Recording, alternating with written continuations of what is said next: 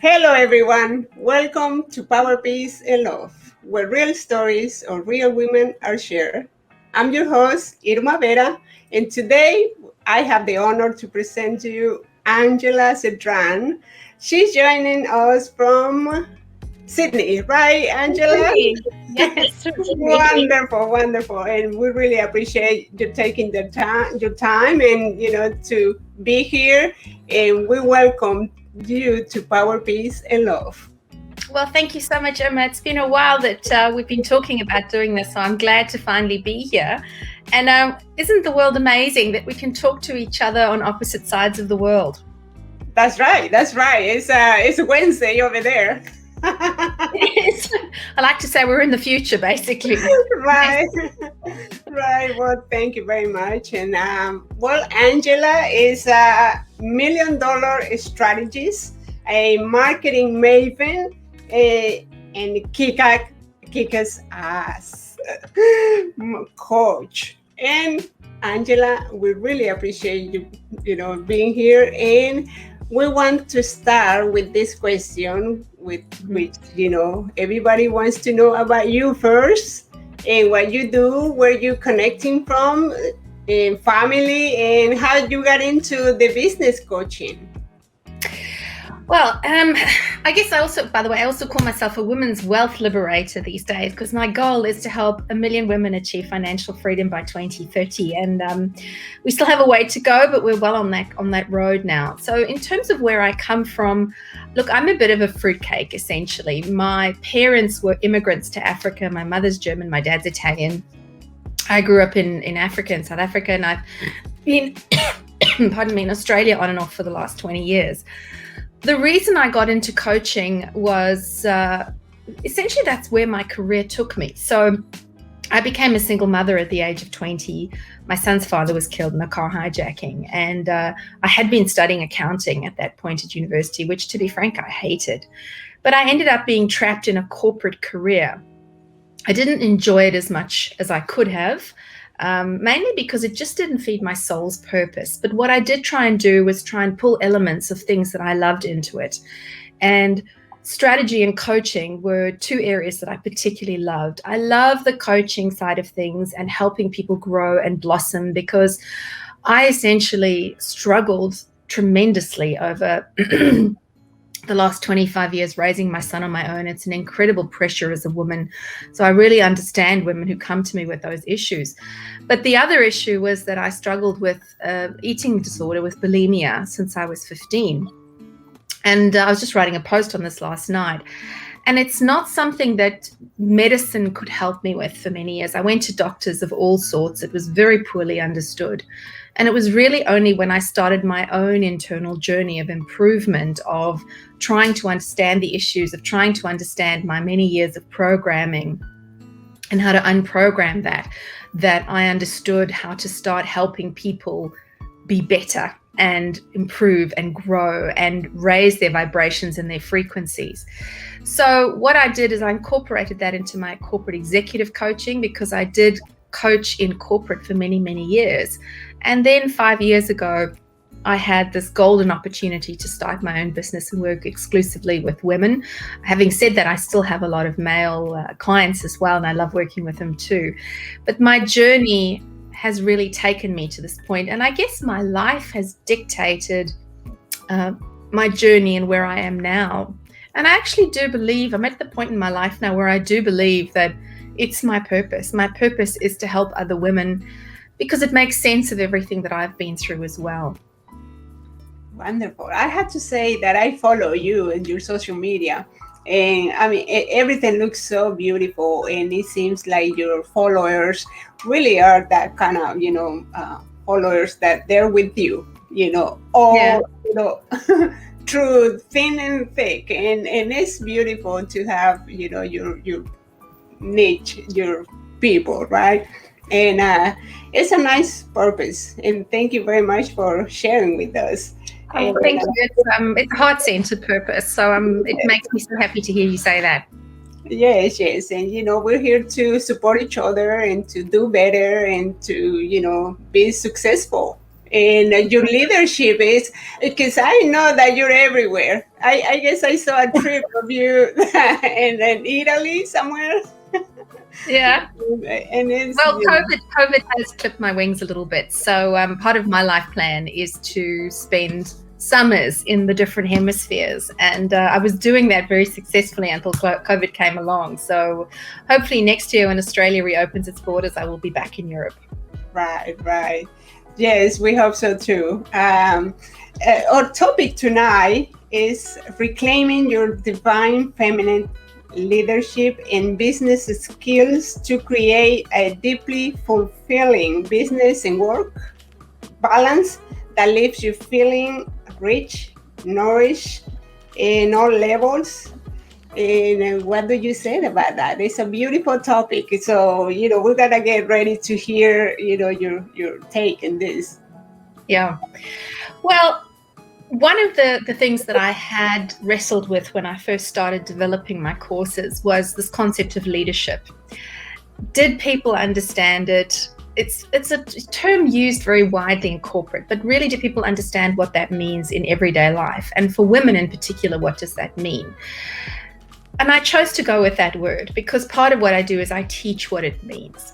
Now, what I'm finding with women is that we, in a way, have lost our voice. We have come to the point where we're almost too scared, or we lack the confidence to actually step up and speak our truth, be authentic.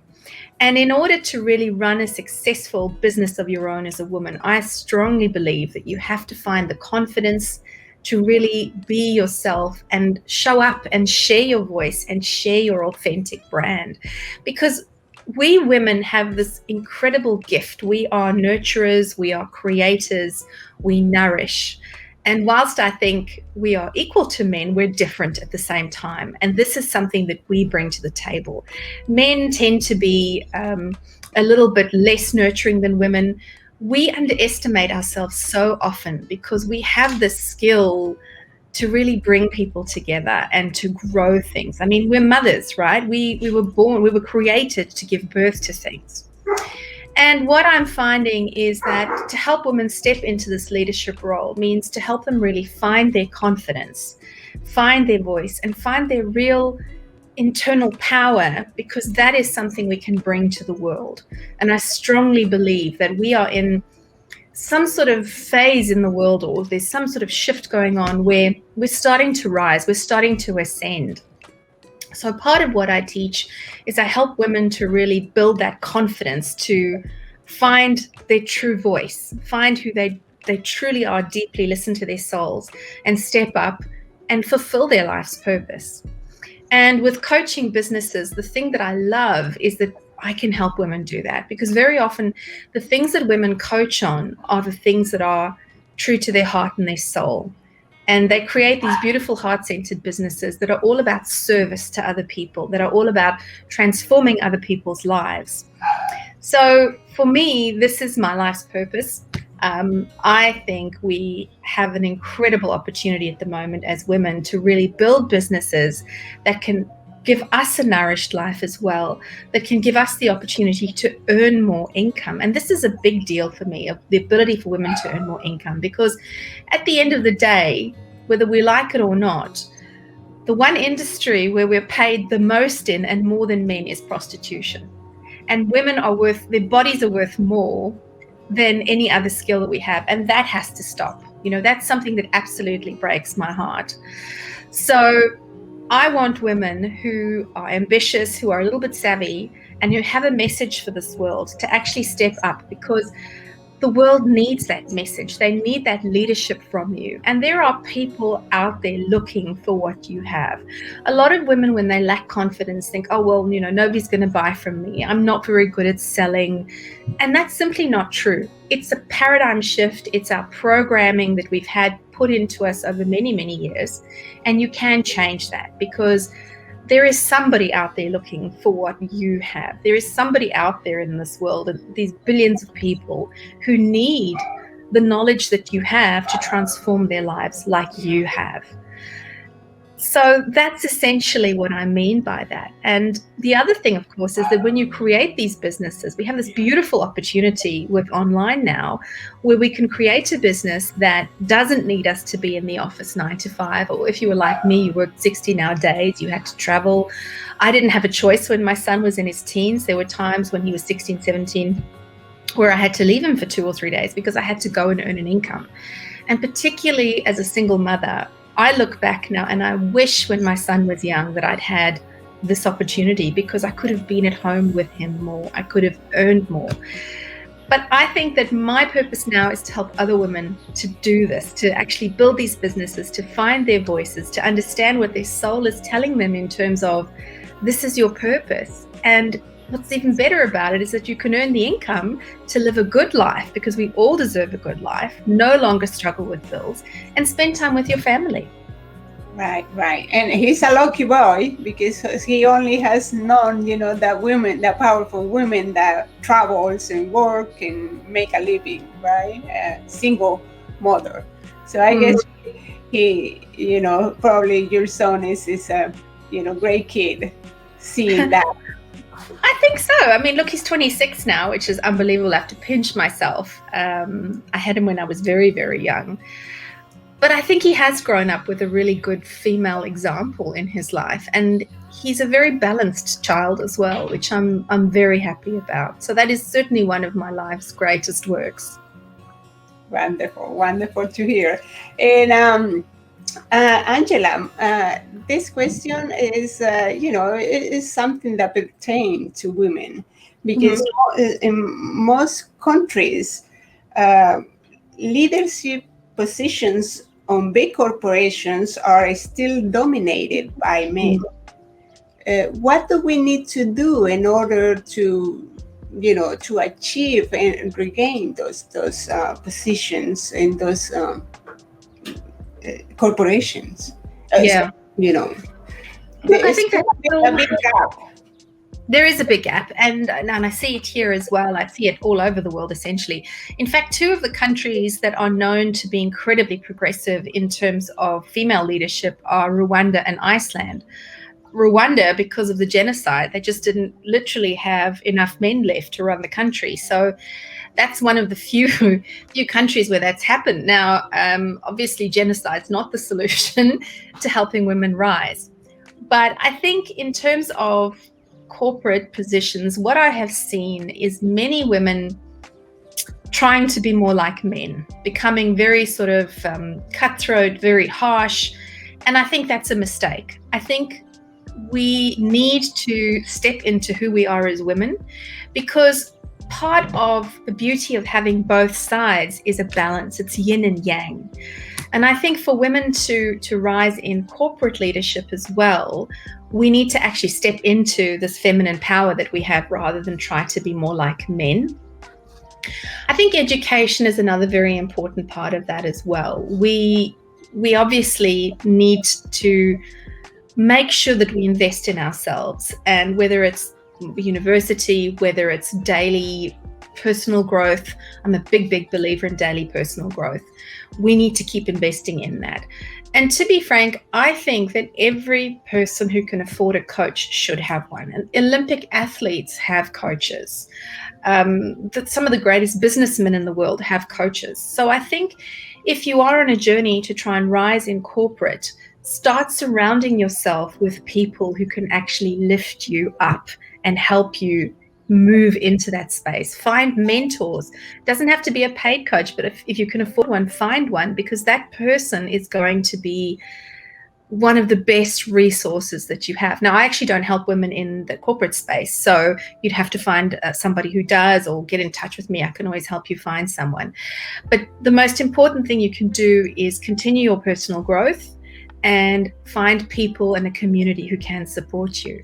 Now, one of the biggest problems women in business face is this issue of the fact that when we have children, in many ways it clips our wings, because we either have to take time out to look after those children, in which case our career stalls, or we have to sacrifice time with our children to actually give to our career. And that is a trade-off that we have to make. That is a decision we do have to make. And that's a tough one to make. And I think if you're going to really sit down and you want to plan out your career, that is something you have to think about, because children are the biggest issue in terms of how much time we can spend in the workforce if we want to. And that's something we have to work around, because unfortunately corporate can be very soul-sucking, and it can mean that we have to devote a lot of our time to it. So there will be a trade-off with family. This concept of you can have it all in work-life balance in a business like that is very, very difficult to achieve. If you're not running your own business, you cannot simply step out and say, well, I'm going to take 3 months off or 2 weeks off to be with my family. So that is a choice I think women do have to make. But my biggest advice is to step into who you are as a woman, to really tap into your feminine resources of nourishing and nurturing and community and empathy, because women have a huge ability to empathize and understand people. It is a gift that we have that men don't. But don't try and become more like men, because I think that is a mistake. Right. That is a wonderful advice. So everybody that is going to listen to us later on, and whoever is joining us tonight, this is what Angela said. So you heard it from one of the best coaches in Australia. Thank you. Yes. I'm telling you, Angela, I follow you. So yes, I know that you're busy, busy with the all the online business coaching. How that works? Is as effective the online coaching business as if you go to to the business itself, to the corporations in person? How that transition have been? Yeah. Look, I've loved it. And I think I've loved it for two specific reasons. One is that online means you can go global. So I have clients in South America, Europe, Asia, America, you name it, and I have them. And that I absolutely love. I love the multiculturalness of my business. I love the fact that I can reach and help a woman in Guatemala, which I couldn't do before in one-to-one coaching. I still have one-to-one corporate clients that I work with, but I'm very selective with who I work with. They have to have the right value set, and they have to be people who, quite frankly, I like to work with. And that's something that the online coaching has allowed me to do. I can actually choose the clients that I work with. I can choose the clients who have the same frequency as me, the same vibrations, and are a good fit. And I think, when you are doing one-to-one type coaching, particularly in corporate, especially when I also look back at my days of consulting, you didn't always have that luxury. You didn't always have that choice. You needed to book clients, and sometimes you had to say yes, even to ones that, quite frankly, you didn't like or you didn't want to work with. The other thing I think that's very different for me is that when you work in a group environment like this, and when I have women who come to me and say, I need help or I want your help, they desperately want it and they are willing to put the work in. Whereas if I'm assigned to a corporate team that I have to coach, it's done to them. So not everybody in that team is going to be as invested and put all the work in. And that's less satisfying to me. Having said that, there are always wonderful people in those environments that are beautiful to work with. And I have businesses that I grow incredibly fond of. And I'm so proud of, and I love working with them. But as I said, it's the beauty of what I do now is that I can actually choose who I work with and who I have and who I allow into my environment and who I share my energy with. Wow. Yes, that's great. Definitely. We're going to say hi to my sister. She's watching us from Mexico. Yeah, she's from Veracruz. We're from Veracruz. We're, my family is still there. So thank you to my sister for joining us. To Judith Sotelo, that, she said that how beautiful, we look. Thank you, Judith. Thank you very much for joining us. And this next question, is, and I got these questions because people usually send it over, before the interviews. And one of them said that there are young people already millionaires. What is going on over here? Why the youngest people are getting the money grabbing right now. What is going on around the world with that? So what was the question? Why are young people? The young people are already millionaires. What are they doing? I think young people are millionaires. Younger people are millionaires because they've embraced technology a lot faster than we have. If you look at a lot of them, and look, there's not millions of young people who are millionaires, but the ones who are tend to be in technology of some description and have really embraced social media. Social media has changed everything in terms of the way we can reach people, in terms of the way we can communicate. And very often, if you can really create a brand, and your brand is you, by the way, it's you, it's what you stand for, it's your values, it's your message. If you can create one that resonates with people and a group of people on social media, you will start getting a following.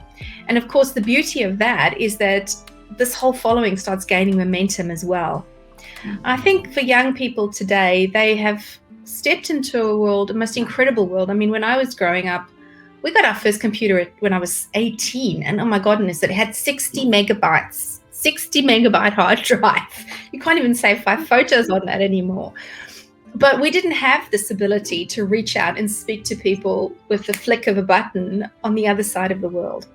And the youth that we have now have just embraced that. You look at young influencers, some of them are as young as 10. I've heard of 10-year-olds having an enormous following. And of course, video has now become a huge, huge thing. It's something that I started. This is me, right? I'm in my mid-40s, and I still have to learn how to use Instagram Reels and start embracing that. Whereas at 10, they just pick up a phone and they go with it. Probably also when you're younger, you don't care as much what people think, and you're not as worried about your image. But yes, I would say that it's the digital side of the world that has really given them a platform to make their money on. Yes, absolutely. I have a 20 years old too, and he's brilliant. I don't know how I don't know how to do things on social media and technology. Talking. He does everything. It's unbelievable. Well, the current generation don't know anything else. I mean, they were literally born into it. Or computers before used to use the whole disk. I remember the first computer we got. Oh, no. My father bought me one when I was about 9 or 10, and it had a cassette. I don't even remember. I think you had to play games with this cassette. It was this huge, huge thing. But, it's unbelievable how fast the world is changing as well. And perhaps the younger generations are also more adept to that rapid rate of change as well. Right. So coming back a little bit to our questions about the leadership and the business skills. What is a strategy? Why so many women do not succeed in their businesses sometimes? What happens over there when they, there's, so many women that, and I say women because, we tend to be more, we give up, after so many times, so many years, we tend to, give up, and this thing is not working for me. What do we need in order to, to keep it going? Or I know you mentioned that we have to be more prepared in technology, but is there something else that, that you can give us out there? Well, look, I think I don't see that exclusively as an issue with women. Many businesses, I can't remember the statistic now, but it's an enormous number, fail within their first year. And I think only 5% of businesses actually go beyond their 5th year. So the other thing, of course, is to define what you mean by a successful business. And I think that is something that is fully dependent on the owner. You might not want to become a multi-million-dollar company. You might be very happy just working for yourself, or you might be very happy with a team of 10.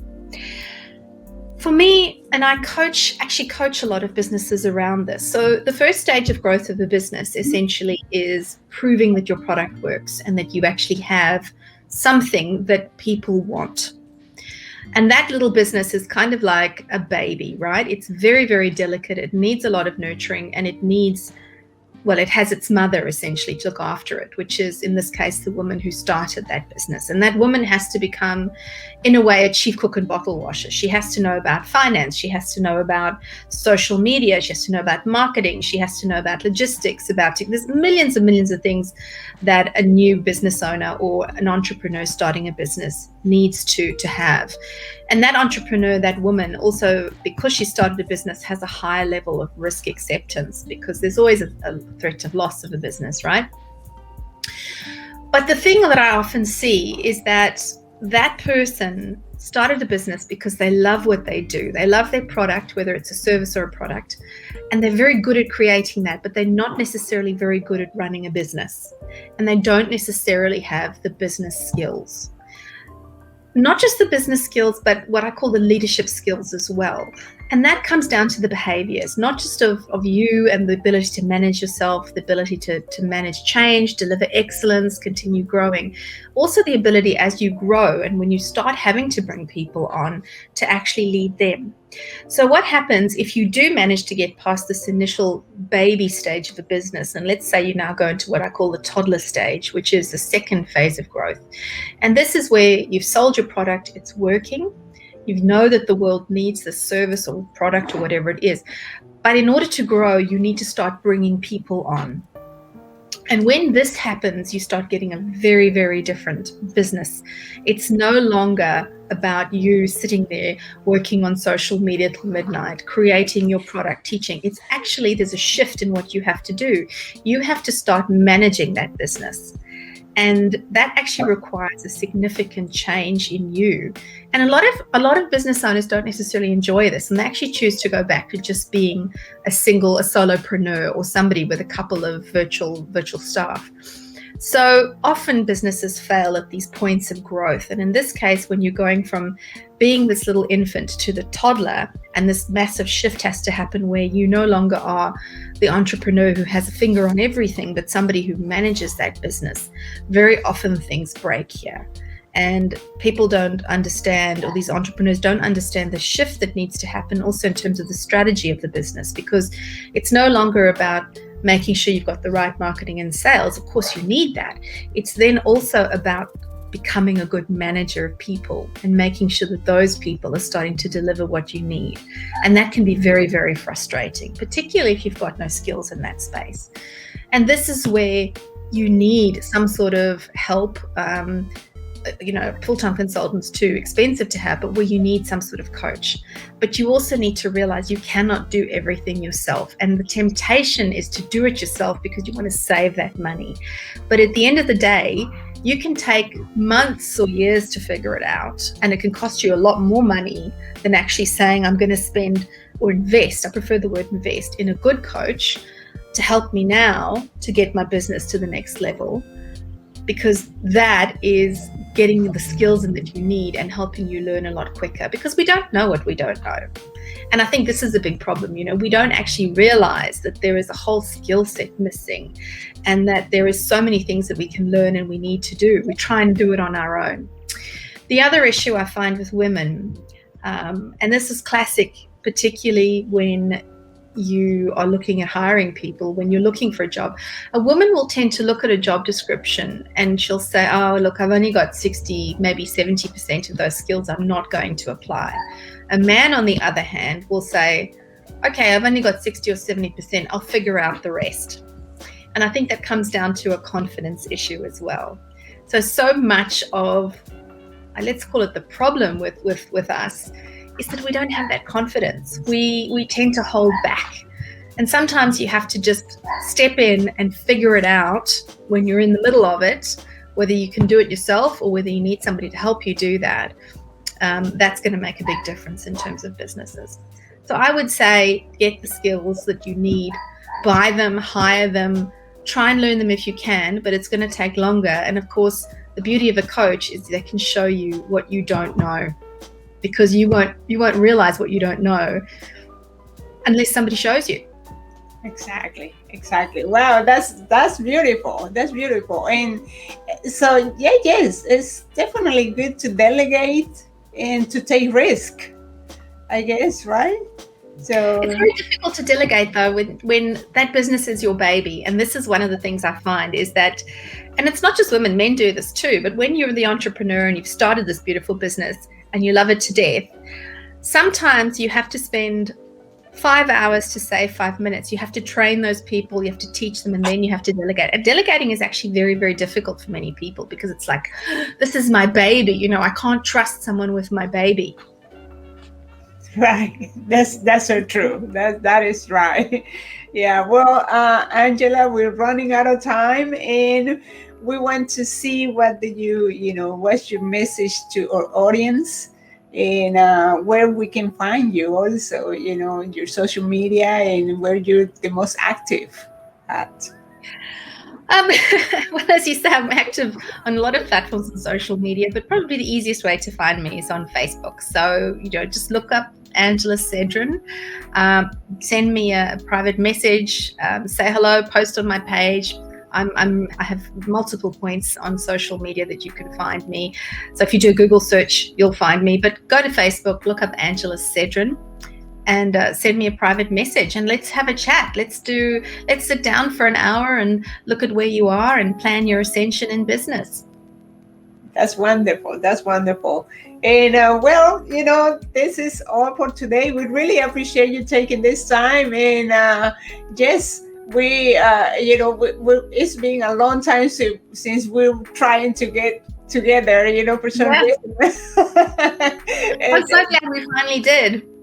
Yes, and we really appreciate that you're being here tonight, and I'm so grateful that you took this time, and we're gonna say, hi to Carla Watson for joining us and for being here too, and Angela, this is all, and we really appreciate it. I'm your host, Irma Vega, for everybody, and join us next time in our next episode of Power, Peace, and Love, where real stories of real women are shared. And thank you very much. Follow Angela Serdam on her social media and ask questions. She's there to answer. And I'm more than happy to help. As I said, if you want to jump on a call for an hour, let's get together, let's brainstorm, but let's get you the financial liberation you need, because women should not have to struggle financially, and I'm fighting a war against that. Right. Before we go in a little quick, is there any projects, anything that you've been working on, any workshops, or what do you do to? Yes, I'm actually launching a new course in the next few weeks. It's called Booked Out Boss Babe. It's essentially a course to help women build their own course. But the beauty of this one, and where it's really different, is that there is a big element of personal transformation built into this course. So that at the end of it, you don't only come out with a new business and a course that you can launch and sell. You actually come out a CEO of your business as well. And you've got that new, beautiful, high frequency programming. You've got your confidence, you know how to sell, and you can do it with ease and grace as well. Wow, that sounds very interesting. So here you are, join Angela Serdam in her social media to know more and to go, to her social media website and everything. So Angela, thank you very much. Yes, thank you so much. And I hope to see you soon again. Bye, Irma. Thank you.